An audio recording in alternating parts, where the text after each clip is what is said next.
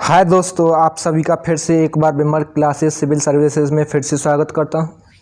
तो जैसा कि आप सभी को पता होगा, आधुनिक भारत का सेकंड चैप्टर स्टार्ट हो चुका है, मुग़ल साम्राज्य का पतन, जिसमें हम पढ़ चुके थे बहादुर शाह प्रथम तक। ठीक है, तो आज हम पढ़ने वाले हैं जहांगीर शाह, जो कि जिसने राज किया था 1712 ईस्वी से लेकर के 1713 ईस्वी तक। ठीक है,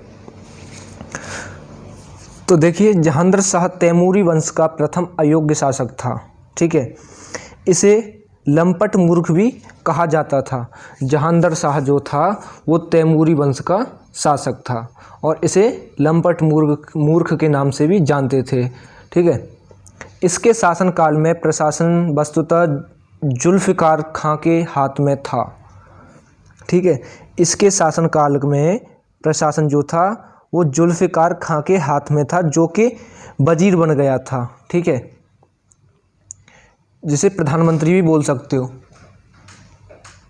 तो जुल्फ़िकार खां के पिता असद खां की वकील नियुक्ति की गई, और जो कि जहांगीर शाह ने आमेर के राजा सवाई जय सिंह को मालवा का सूबेदार भी नियुक्त कर दिया था, और उसे मिर्ज़ा की उपाधि भी प्रदान कर दी गई थी। ठीक है, जहांगीर के समय जजिया कर जो था वो समाप्त कर दिया गया था, और सरदेश मुखी वसूल करने का अधिकार जो था वो प्रदान किया गया था इन्हीं को।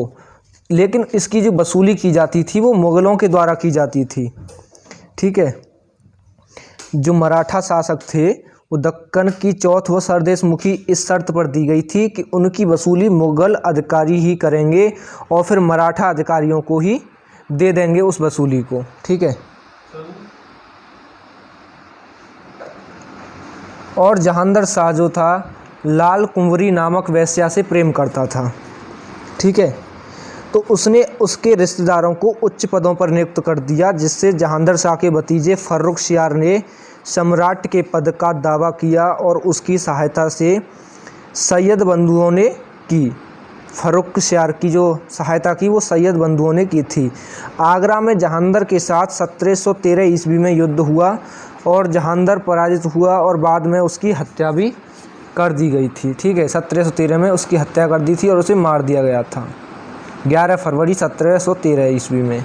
ठीक है, आगे हम देखेंगे फर्रुखशियार, जिसने राज किया था शासन किया था 1713 ईस्वी से लेकर के 1719 ईस्वी तक।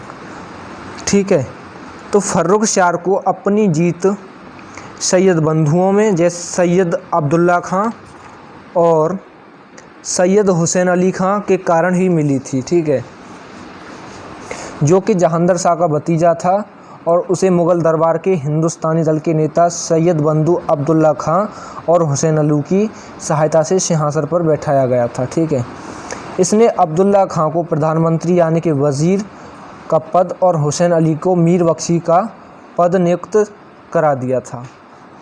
ठीक है, तो अब्दुल्ला खां को जो उपलब्धियां दी गई थी तो उनमें थी नवाब कुतुबुल मुल्क, यमीन उद्दौला, सैयद अब्दुल्ला खां बहादुर, जफ़र जंग, सिपह सालार एवं याद ए वफ़ादार की इसको उपाधि भी दी गई थी अब्दुल्ला खां को। किसके द्वारा? फर्रुखशियार के द्वारा। ठीक है, अब हुसैन अली को कौन कौन सी उपलब्धियां मिली थी?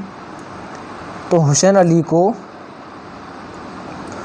उमादुल मुल्क, अमीर उल उमरा, बहादुर फ़िरोज़ जंग और मीर बख्शी की उपाधि मिली थी।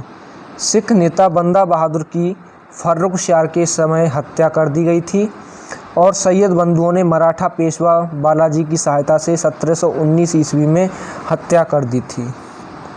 ठीक है, क्योंकि 10 दिन बाद उसकी हत्या हो गई थी। मुग़ल साम्राज्य के इतिहास में किसी अमीर द्वारा किसी मुग़ल बादशाह की हत्या का यह प्रथम उदाहरण था, और फर्रुखशियार को हम घृणित कायर सम्राट के नाम से भी जानते हैं।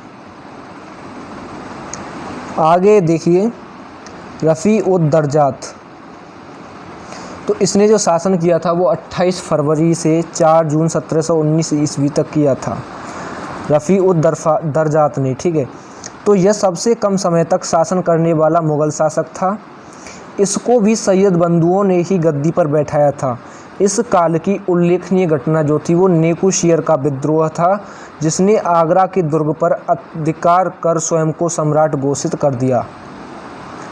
नेकुशियर जो था वो अकबर द्वितीय का पुत्र था। रफ़ी उद दर्जात की मृत्यु क्षय रोग बोलते हैं टीबी को, तो क्षय रोग से हो गई थी। ठीक है,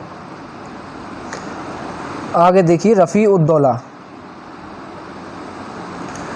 दौला ने जो शासन किया था वो 6 जून 17 सितंबर 1719 ईस्वी तक किया था। तो रफ़ी उद दर्जात की मृत्यु के बाद सैयद बंधुओं ने इसे गद्दी पर बैठाया। इसने शाहजहाँ द्वितीय की उपाधि धारण कर ली।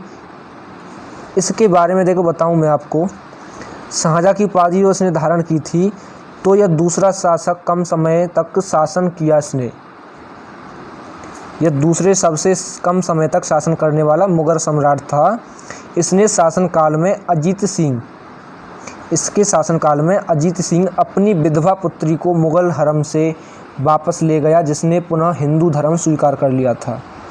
रफ़ी उद दौला अफीम की आदि एक बीमार युवक था, जो कि सितंबर 1719 ईस्वी में इसकी पेचिश बीमारी के कारण मृत्यु हो गई थी।